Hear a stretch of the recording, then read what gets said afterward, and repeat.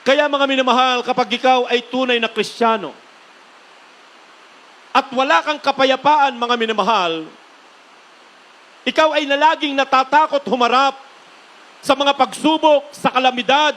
Hallelujah!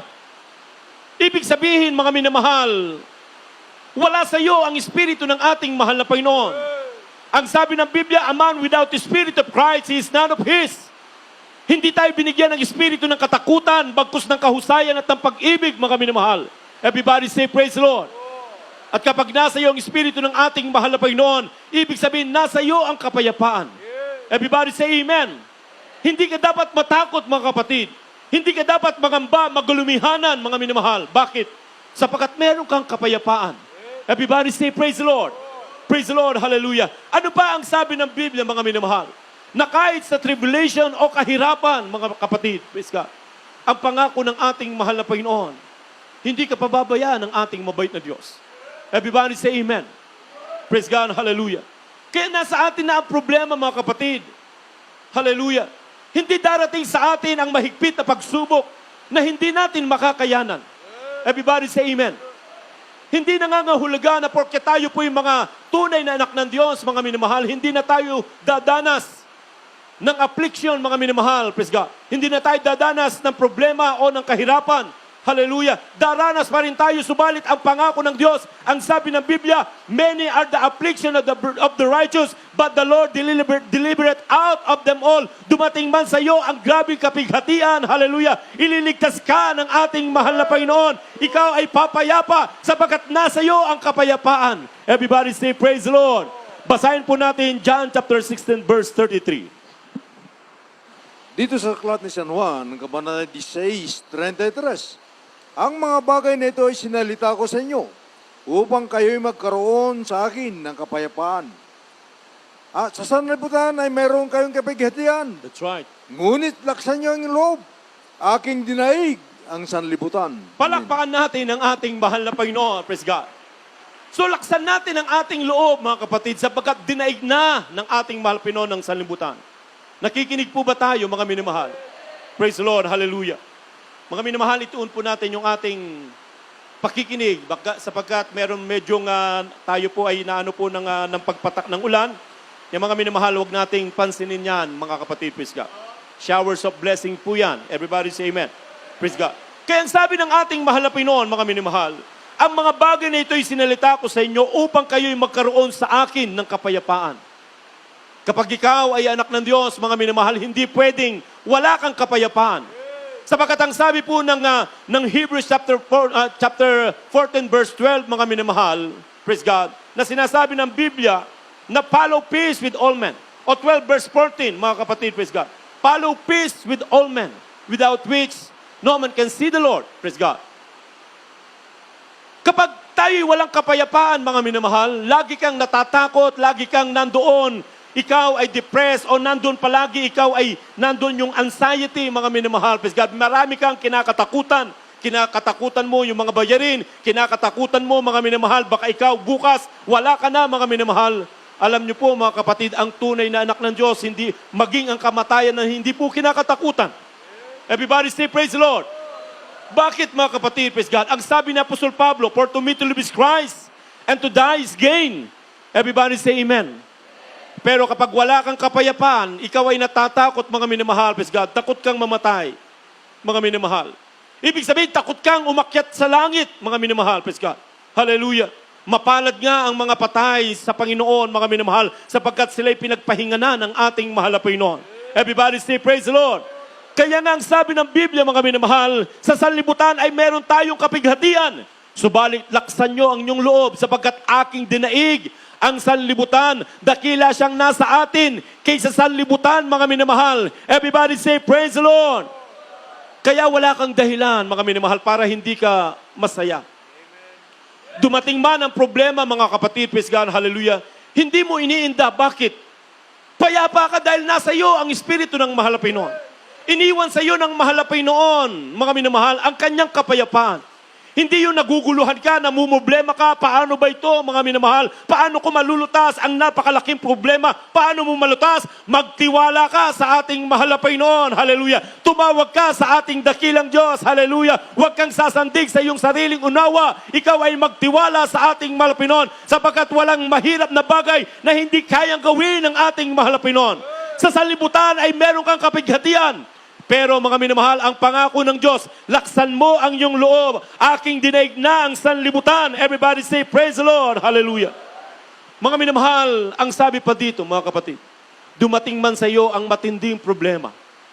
Hindi ka dapat mabalisa, mga minamahal. Sapagat ang sabi ng mahal na Panginoon, cast all your cares upon Him. Everybody say, praise the Lord. So bakit ka mababalisa? Bakit ka matatakot, mga minamahal? Praise God. Hallelujah. Darating at darating ang mga bagay na yan. Pero hindi tutulot ng Diyos, mga minamahal, na dumating ang mga bagay na yan na hindi mo makakayanan. O kung hindi mo na talagang makayanan, mga minamahal, ilagak mo sa ating mahal na Panginoon. Mapalakpakan ba natin ang ating mahal na Panginoon? Basahin po natin 1 Peter chapter 5, verse 7. Unang Pedro, Kabanatang 5, ang talata ay 7. Na inyong ilagak sa Kanya ang lahat ng inyong kabalisahan, sapagkat kayo'y ipinagmamalasakit niya. Amen. Amen. Palakpakan natin ang ating napakabait na Diyos. Praise God. Hallelujah. Casting all your care upon Him, for He cared for you. Praise God. So gaano man kabigat ng ating mga problema. Ang sabi nga ng Biblia, mga minamahal, come unto me all you labor and heavy laden, and I will give you rest. Praise God. Ye shall hold your peace, sabi ng ating mahal na Panginoon. Praise God. So kapag ikaw, mga minamahal, ay malaki ang pagtitiwala mo at pananampalataya sa ating mahal na Panginoon, wala kang dapat ikatakot, mga minamahal. Dahil ang kapayapaan ay iniwan sa atin ng ating mahal na Panginoon. Mapalakpakan ba natin ang ating mabait na Diyos? Praise God. Hallelujah. Casting all your care upon Him, for He cared for you. Grabe, mga minamahal. Praise God. Wala na tayong hahanapin pa. Everybody say amen. Kapag nasa iyo ang mahal na Panginoon, mga minamahal, ikaw ay kumpleto na, mga kapatid. Everybody say amen. Dahil nasa Kanya ang lahat, mga minamahal. Praise God. Hallelujah. Maging yung ating mga future, mga kapatid. Praise God. O yung ating, minsan, mga minamahal, nangangamba tayo, mga kapatid, na tayo po, mga minamahal, paano kaya yung aking mga anak? Tumanda na ako, wala man lang kaming naipundar. Praise God. Hallelujah. Wala man tayong naipunda dito sa mundo, mga minamahal. Lahat naman yan naiiwanan kahit may maipundar ka. Hindi mo rin yan madadala, mga minamahal. Everybody say amen. Ang mahalaga, mga minamahal, merong nakahanda sa iyo na mansyon doon sa langit. Everybody say praise the Lord. Dito sa lupa, ang bahay mo ay umuuga, mga minamahal. Pero doon sa langit, mga kapatid, hallelujah, ni ang tanga ay hindi makapagnanakaw, mga minamahal, praise God. Ang ating lalakaran ay lantay na ginto. Ang ating bahay ay gawa sa diamante. Ang mahal na Panginoon mismo ang siyang gumawa. Everybody say, praise the Lord. Hallelujah. Kaya, hindi natin dapat katakutan, mga minamahal, praise God. Maging yung ating mga pag-aari, wala man tayong naipundar, mga minamahal, praise God. Hallelujah. Ang sabi ng John chapter 14, verse 1 up to 3. Basahin po natin, mga kapatid. Dito sa aklat ni San Juan, ng Kabanatay 14, 1 hanggang 3, huwag magulimahanan ang iyong puso. Magsiyampalataya kayo sa Diyos. Magsiyampalataya naman kayo sa akin. Sa bahay ng aking Ama ay maraming tahanan. That's right. Kundi kayo na sinabi ko sana sa inyo, sapagkat ako'y paroroon upang ipaghanda ko kayo sa dakong kalalagyan. At kung ako'y pumaroon at kayo'y may paghanda na ng kalalagyan, ay muling paririto ako at kayo'y tatanggapin ko sa aking sarili upang kung saan ako naroon, kayo naman ay dumoon. Amen. Palakpakan natin ang ating mahal na Panginoon. Kaya nga, mga minamahal, ang sabi ng mahal na Panginoon, huwag magulumihanan ang inyong mga puso. Praise God. Hindi tayo dapat matakot, hindi tayo dapat magulumihanan o mabalisa, mga kapatid. Praise God. Ang sabi ng ating binasang talata, huwag magulumihanan ang inyong mga puso, ang inyong puso. Magsisampalataya kayo sa Diyos, magsisampalataya naman kayo sa akin. Praise God. Sa bahay ng aking Ama ay maraming tahanan. Dito, mga minamahal, praise God, hallelujah, parang imposibleng makabili tayo ng tahanan, mga minamahal, dahil sa mahal ang mga lupa, mga kapatid. May lupa man, mga minamahal, nandun naman sa bangin, talagang Parang nakakatakot mga kapatid, praise God, tumira. Pero doon sa langit, pinaghanda pala tayo ng tahanan ng ating mahal na Panginoon. Everybody say, praise the Lord. Palakpakan natin ang ating mahal na Panginoon. Masaya po ba kayo mga minamahal? Praise God, hallelujah. Ang sabi ng Biblia, sa bahay ng aking ama ay maraming tahanan. Kundi gayon ay sinasabi ko sa inyo, sapagkat ako'y paroroon upang ipaghanda ko kayo ng dakong kalalagyan. Praise God. Doon mga minamahal, forever and ever, kasama natin ang ating mahal na Panginoon. Dito magkaroon ka ng property, mga minamahal, sabihin natin, magkaroon ka ng condominium, mga kapatid. Magkaroon ka ng maraming unit sa mga magagandang mga condominium, mga minamahal, praise God. Pero after 50 years, mga minamahal, yan po ay hindi na sa'yo dahil ididemolish na yan, mga kapatid, praise God. Pero doon sa langit, mga kapatid, hallelujah, ay hindi po maitutumbas. Praise God, hallelujah. Kahit gaano kaganda ng mga nakikita natin dito sa daigdig, mga minamahal, mga mansyon, doon sa langit ay hindi po maitutumbas ang kagandang ginawa ng ating mahal na Panginoon. At walang kasiraan, mga kapatid, hallelujah. Everybody say, praise the Lord. Wala na doon bayarin, mga kapatid.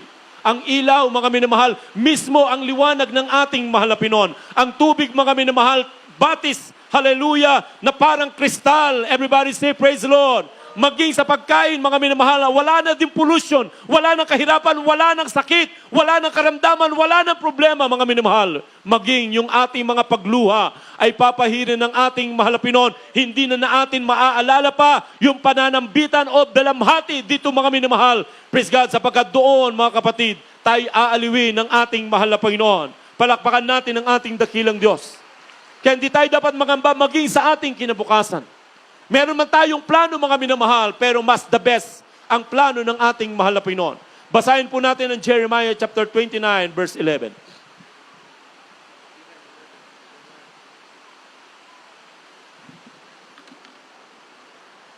Jeremias, kabanatang 29, ang talata ay 11.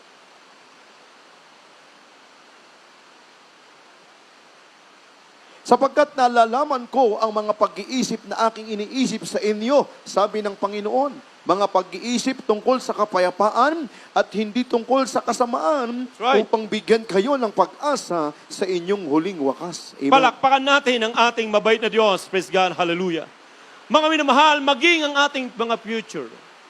Maging mga future ng ating mga anak, mga minamahal. Praise God. Hindi ka dapat nababalisa o natatakot. Kung meron kang iniisip na magandang plano para sa iyong mga anak o sa inyong mga future, mga minamahal, mas the best ang plano ng ating mahal na Panginoon. Everybody say, praise the Lord. Magtiwala ka lamang, mga kapatid, hallelujah. Sumampalataya ka sa ating mabait na Diyos, hallelujah. Sapagkat walang mahirap na bagay na hindi kayang gawin ng ating mahal na Panginoon. At ang sabi ng Biblia, anuman ang ating hingiin sa panalangin na may pananampalataya, ito ay yung tatanggapin, palakpakan natin ang ating mahal na Panginoon. So wala tayong dapat ikapangamba, mga kapatid. Huwag nagugulimihanan ng ating mga puso. Dumating man sa atin, mga minamahal, ang tribulation, ang kahirapan, ang problema, praise God, o banta ng kaaway, mga kapatid, praise God, maging ang kalamidad. Hindi ka dapat natatakot. Bakit? Dahil meron kang Diyos na makapangyarihan at buhay. Everybody say, praise the Lord. Iniwan sa iyo ng mahal na Panginoon ang kapayapaan. Praise God. At kapag nasa iyo ang kapayapaan, mga minamahal, praise God, ikaw din ay magiging peacemaker. Everybody say, praise the Lord. Dahil sa ikaw ay may kapayapaan, iniwan ng Diyos ang kapayapaan, magiging peacemaker ka. Everybody say, amen. Pag peacemaker ka, mga minamahal, hindi ka bias. Hindi ka one-sided, mga kapatid. Kapag peacemaker ka, mga minamahal, pakikinggan mo ang bawat panig. At hindi pwedeng iisa lang ang iyong kakampihan o pakikinggan. Dahil yung isa, mapapayapa siya. Yung isa naman, mga minamahal, ay mawawalan siya ng kapayapaan, mga kapatid, praise God. Dahil ang sabi ng Biblia, ang Panginoon ay siya po ang Pangulo ng kapayapaan. So nasa iyo ang kapayapaan, mga minamahal. Ikaw ngayon ay magiging tagapagpayapa. Dahil ang sabi ng Biblia, mga minamahal, blessed are the peacemaker, for they shall be called children of God. Mapalad, mga minamahal, ang tagapagpayapa, sapagkat sila'y tatawaging anak ng Diyos. So kapag ikaw ay anak ng Diyos, tagapagpayapa ka, mga minamahal. Peacemaker ka, mga kapatid. Kaya kapag hindi ka peacemaker, ikaw ay magiging troublemaker. Everybody say, praise the Lord. Kapag troublemaker ka, mga minamahal, praise God, wala doon ang kapayapaan, mga minamahal. Yung isa, payapa, mga kapatid, dahil napakinggan mo siya, pero yung isa, inhusgan mo na, hindi mo na pinakinggan, mga minamahal. So, hindi siya papayapa. Hindi tayo tagapayapa, mga minamahal, praise God. Hallelujah. Dapat kapag nasa iyo ang kapayapaan, magiging tagapagpayapa ka rin. Everybody say, praise the Lord. At kapag inibig mo ang ating mahal na Panginoon, mga minamahal, praise God, hallelujah, ang sabi ng Biblia, ang sakdal na pag-ibig ay nagpapalayas ng takot. Basahin po natin ang huling talata, 1 John chapter 4, verse 18. Dito sa aklat ng unang Juan, ang kabanatay 4 at ang talatay 8. 8 ba niya? 8. Amen. 18. Walang takot sa pag-ibig, kundi ang sakdal na pag-ibig ay nagpapalayas ng takot, sapagkat ang takot ay may kaparusahan, at ang natatakot ay hindi pa pinasasakdal sa pag-ibig. Amen. Palakpakan natin ang ating mabait na Diyos. Hallelujah. Ang mga natatakot, mga minamahal, praise God, natatakot ka sa future, natatakot ka sa kalaban, natatakot ka sa kalamidad, natatakot kang humarap sa problema. Ang sabi ng Biblia, kapag nasa iyo ang takot, hindi ka pa pinapasakdal na pag-ibig.